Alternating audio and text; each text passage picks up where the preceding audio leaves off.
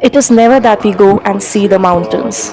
It is the mountains that see us, watch us grow, evolve, and surrender, while they stand there in all the majesty unaffected.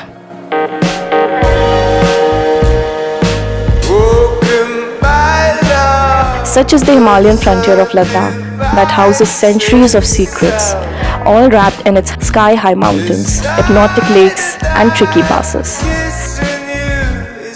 This is our story of unfolding the beauty of Ladakh, and as we say, the wander on way.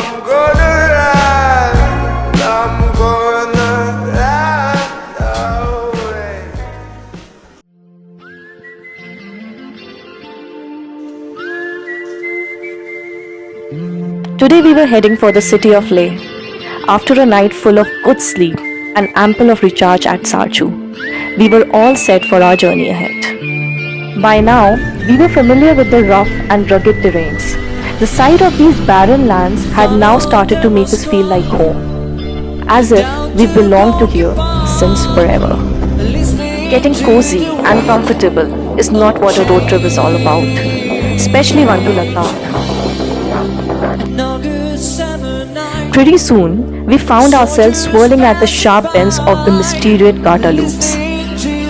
These are 21 hairpin bends on the road from Sarchu to Leh that can give you enough adrenaline rush to the riders or drivers to sustain for really long. Nonetheless, the views from these Gata loops are breathtaking, and hence we checked another important viewpoint of our road trip.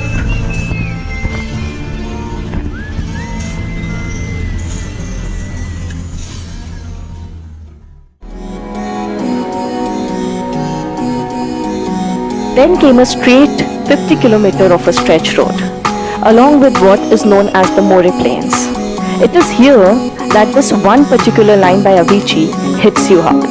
Hey brother, there are endless roads to reach this. Jumping off the porch like mom's not home. Tell me why the While we were still observing the fact that how could something so simple and plain look so enigmatic, we reached the world's second highest motorable pass, the Panglang Pass. This was definitely a moment to celebrate, so we got down for a few photographs, then a few videographs, some 100-odd boomerangs, and then again a few photographs.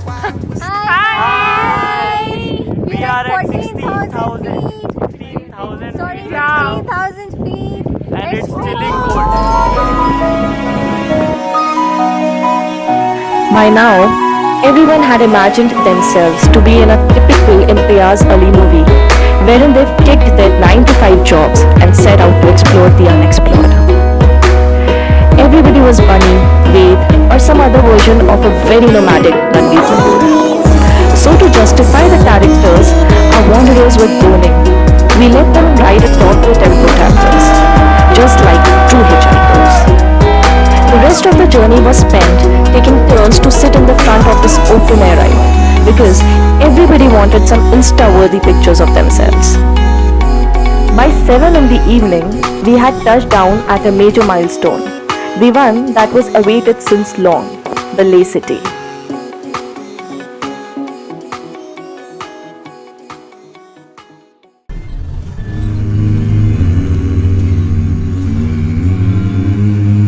This was our energetic group, out for a day that's dedicated to Leh sightseeing. But we knew that the vistas of Leh have the best antidote to any kind of hangover. The entire troop was on their toes the moment this beautiful white marvel came into our sight. Our first stop for the day was this majestic Shanti Stupa, which is also the face of Ladakh. 2 dungeons deep and caverns old, we must away ere break of day to find our long. After snapping the dome from every possible angle, we moved on to our next activity, which was going to consume the major part of the remaining day: river rafting in the spine-chilling waters of Saskar. Zanskar, which means the land of white copper, falls under the very famous Gargle district. So the Josh was obviously high, but the excitement higher as our raft set out in the wild waters of Zanskar. Rowing through the giant and equally astonishing gorges of this river, we made sure we enjoyed every moment of this rough sea, shouting out our own slogans to keep the enthusiasm upbeat. No sooner the Enthu made everyone jump off their rafts into the river, and soon we realized that wasn't a very smart decision to make.